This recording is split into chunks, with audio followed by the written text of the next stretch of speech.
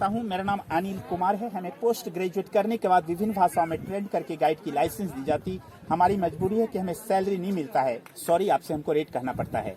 Real ऐसे government का rate 500 है, लोकल के लिए 2000 है, फॉरनर के लिए। Because I can explain for him some foreigner language like that Japanese, Sinhali, Thai, Chinese and Korean. But due to corona in no tourist sir, इसलिए हम आपके साथ भी बार्गेनिंग करके घुमा रहे हैं। बताने के बाद रियलाइज आप ये करेंगे रेट हिंदी बताइए ना, हिंदी बताइए। पूरे विश्व में 3 बड़ा विश्वविद्यालय था, तक्षशिला, नालंदा और विक्रमशिला। तक्षशिला पाकिस्तान में रावलपिंडी के पास है सर, जहां से चाणक्य का संबंध रहा। नालंदा आपके सामने है। विक्रमशिला भागलपुर के पास में बिहार में है। ये नालंदा विश्वविद्यालय है जिसकी स्थापना 5वीं शताब्दी में राजा कुमार गुप्त ने किया था। सो एक्चुअल कुमार गुप्त नालंदा विश्वविद्यालय के संस्थापक थे। ये 10 किलोमीटर लंबा, 5 किलोमीटर चौड़ा था। यहाँ पे 10,000 विद्यार्थी, 1,500 प्रोफेसर पढ़ने और पढ़ाने के काम में लगे हुए थे। लेकिन सर 12वीं शताब्दी में तुर्किस्तान आक्रमणकारी बख्तियार खिलजी का अटैक हुआ, नालंदा को जला दिया गया था। 3 बड़ी बड़ी पुस्तकालय यहाँ थी जिसका नाम था रत्न सागर, रत्न दधी, रत्न रंजिका। सर इतनी किताबें उसमें थी, जब जलाई गई नालंदा विश्वविद्यालय 6 महीना तक लगातार जलता रहा था। फिर धीरे धीरे करके ये पूरी इमारत भूकंप में उस तरह से दब गया था, एक पहाड़ के जैसा, वो जो टीला जैसा देख रहे हैं। अभी वो लंबा लंबा यूकेलिप्टस के पेड़ तक 1 वर्ग किलोमीटर की खुदाई हुई है। हम जो बता रहे हैं, जो बताने जा रहे हैं, ये बातें कोई कल्पना नहीं है सर कि जो मन में आए मैं बता दिया और आप खुश हो जाइए। नालंदा के एक एक बातों की जानकारी ह्वेनसांग की डायरी से होती है। चीनी यात्री ह्वेनसांग यहाँ का छात्र, बाद में टीचर रहा था। उसने अपनी डायरी में लिखा था, नालंदा 2 शब्दों का मेल है, नालंग और दा। तो नालंग का अर्थ होता है कमल का फूल, जो ज्ञान का प्रतीक है। दा माने देने वाला, जो ज्ञान देने वाला जगह है वह नालंदा। इस विश्वविद्यालय में एडमिशन की व्यवस्था काफी कठिन थी। यहाँ 4 बड़ा बड़ा गेट हुआ करता था। चारों गेट पर द्वारपाल खड़े होते थे। द्वारपालों के द्वारा पूछे गए प्रश्नों का सही जवाब देने के बाद विद्यार्थी का एडमिशन होता था।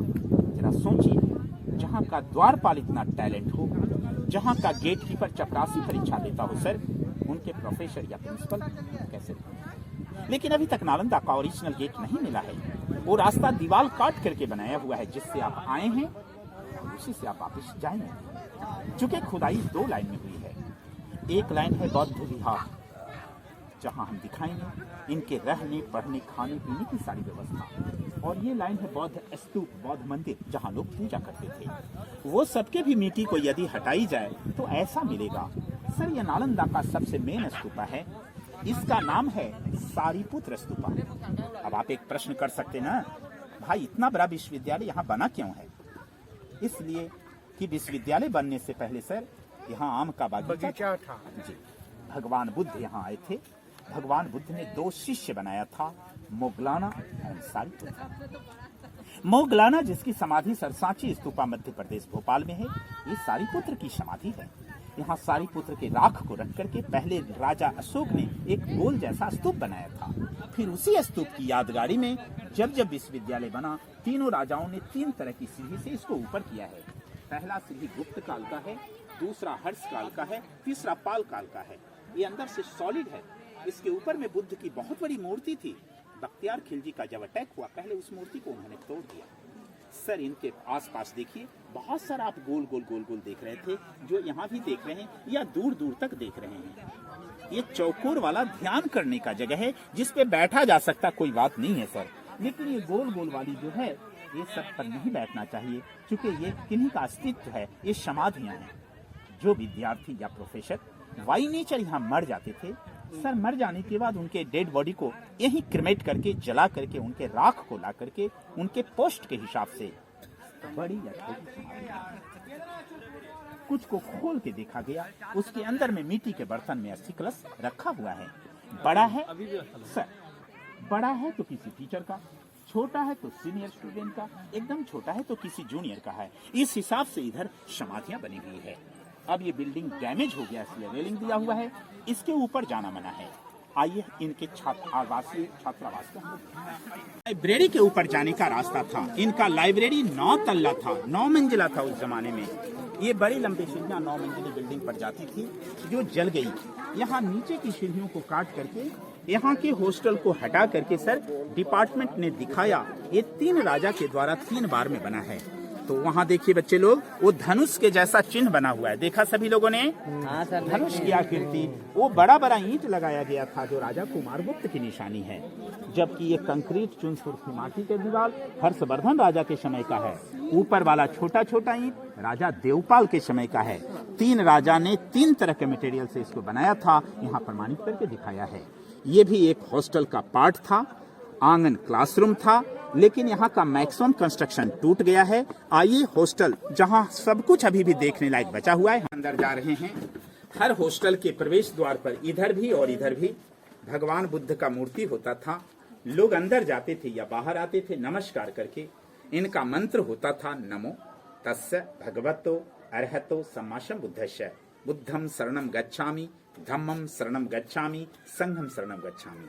इसमें देखिए ये 75% जो बिल्डिंग है एकदम एज इट इज ओरिजिनल है, मगर वो 25% रिस्टोर किया हुआ है सीमेंट डाल करके। जो ओरिजिनल है लगता ईंट के ऊपर ईंट चिपकाया गया है, कोई मटेरियल दिया नहीं गया है। जबकि चूना, सुर्खी माटी, बेल का रस, गुड़, उड़द का दाल लगाया जाता था। रियल देखिए सर, नया है जो पुराना है वो नया लग रहा है, मीन्स ओल्ड इज गोल्ड। आ गए। हर हॉस्टल में 100 लोगों के रहने की कैपेसिटी थी, जिनके लिए ये दोनों बाथरूम था, ये दोनों स्नान घर है। लोग कुआं से जल लाकर के यहाँ स्नान करते थे। इनका ड्रेनेज सिस्टम देखिए, उधर से ढाल बना हुआ है, लेकिन सीमेंट बाद का है। ये बाद का है, जो बाद का है वही टूट रहा है। तो तक जाता था, चूंकि नालंदा कम से कम 3 मंजिला, अधिक से अधिक 9 मंजिला था। जी सर, ऊपर की बिल्डिंग टूट गई है। 9 सीढ़ी के बाद ये टूटा हुआ है। जो नहीं देख सके हैं जाइए ऊपर आइडिया देखिए। 9 सीढ़ी के बाद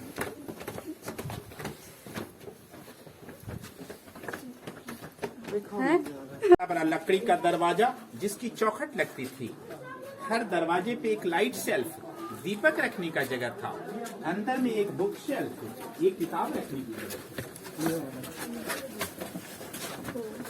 तो सर एक कमरा 1 लोगों को प्रोवाइडेड था। 10 बाई 10 फीट का कमरा है, चाहे स्टूडेंट हो या टीचर सबकी सेम फैसिलिटी थी। सर में छत था लकड़ी का, जल गया। एक काला काला दाग, जलने वाला दाग है। दीवार की मोटाई देख रहे हैं बाबू, इतना मोटा मोटा दीवार था जिससे नेचुरल एयर कंडीशन बना होता था। गर्मी के दिनों में ठंडा, ठंडा के दिनों में गर्मी जमा रहती थी। इस तरह से पूरी यूनिवर्सिटी नेचुरल एसी जैसा, एयर कंडीशन जैसा। इतनी अच्छी टेक्नोलॉजी आपके पास 1500 साल पहले थी। ये 2 गोदाम घर है, स्टोर रूम, जहाँ वो चावल रखते थे। उसकी छत की बनावट देखिए, कमानीदार बना हुआ है।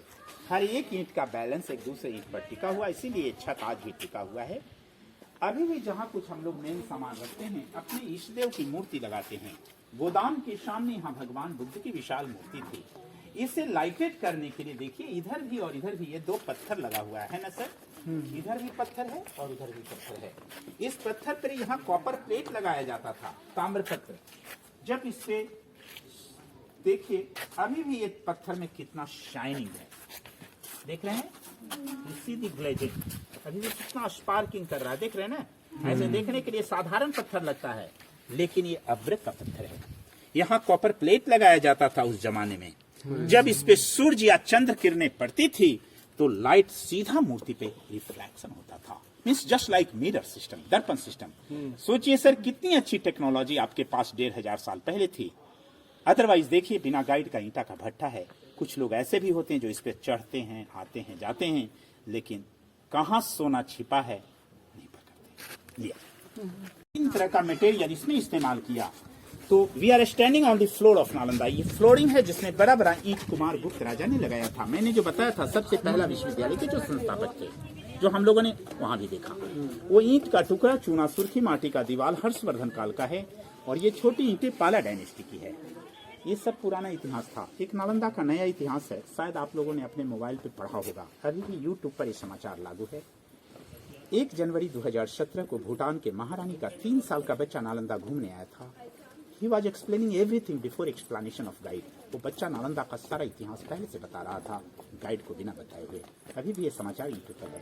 जब इस ब्लॉक में आया वो बच्चा ऊपर जाने के लिए बहुत रिक्वेस्ट किया। जब उस बच्चे को ऊपर जाने की अनुमति दी गई, ऊपर के उन कमरों को बड़ा गौर से देखा। जब वो बैक हो रहा था, वो कोना के कमरा को उसने बताया, ये हमारा कमरा है। 824 साल पहले हम इस कमरे में रहते थे और मेरा नाम बेरोचना। बेरोचना हिस्ट्री के अनुसार यहाँ एक हायर टीचर थे। हकीकत क्या है नहीं कहा जा सकता सर, लेकिन बौद्ध कंट्री के 100% लोग उसे सत्य मानते हैं, क्योंकि उतना छोटा बच्चा झूठ भी नहीं बोल सकता है। अभी का नाम उनका टूएक वांगचुक है, भूटान के महारानी के बच्चे हैं। पुराना नाम उन्होंने बेरोचना, यानी पुनर्जन्म की चर्चा वो सभ्यता की जैसा सर। यहाँ इतना ऊंचा है, धीरे धीरे करके गड्ढा होते जा रहा है। सीमेंट का काम इसमें बाद में किया गया है, यानी हड़प्पा मोहनजोदड़ो सिविलाइजेशन के जैसा, इंडस वैली सिविलाइजेशन के जैसा ये इधर से ढाक बना हुआ है। सीमेंट का काम इसमें बाद में किया गया है। नालंदा विश्वविद्यालय का जो लैंग्वेज था उस समय, बोलचाल की भाषा थी पाली और संस्कृत। ये 2 भाषाओं में पढ़ाई होता था, किंतु विषय के रूप में कला विज्ञान, आयुर्वेद विज्ञान, चिकित्सा विज्ञान, दर्शन शास्त्र, तत्व ज्ञान, खगोल विज्ञान, ये सब मुख्य विषय था नालंदा का।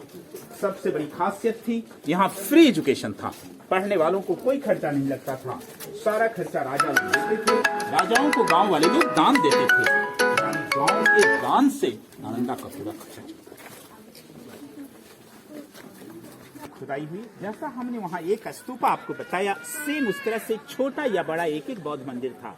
ये कमरा नुमा आकृति है, तो यह भी एक मंदिर का पार्ट है। इसके अंदर भगवान बुद्ध की मूर्ति थी। ये लोहा का रड या एस्बेस्टस बाद में लगाया गया है। इस तरह से बड़ा छोटा 11 इधर मंदिर मिला है और इसी तरह से इधर 11 हॉस्टल मिला है। मैंने बताया था ओरिजिनल गेट अभी तक नहीं मिला। यही टेम्पोररी रास्ता है जहाँ से हम आए थे और यही से वापस, यही नालंदा है। यहाँ के बाद हमारा गाइड समाप्त होता है। वहाँ वो कौन से वो नहीं बताया।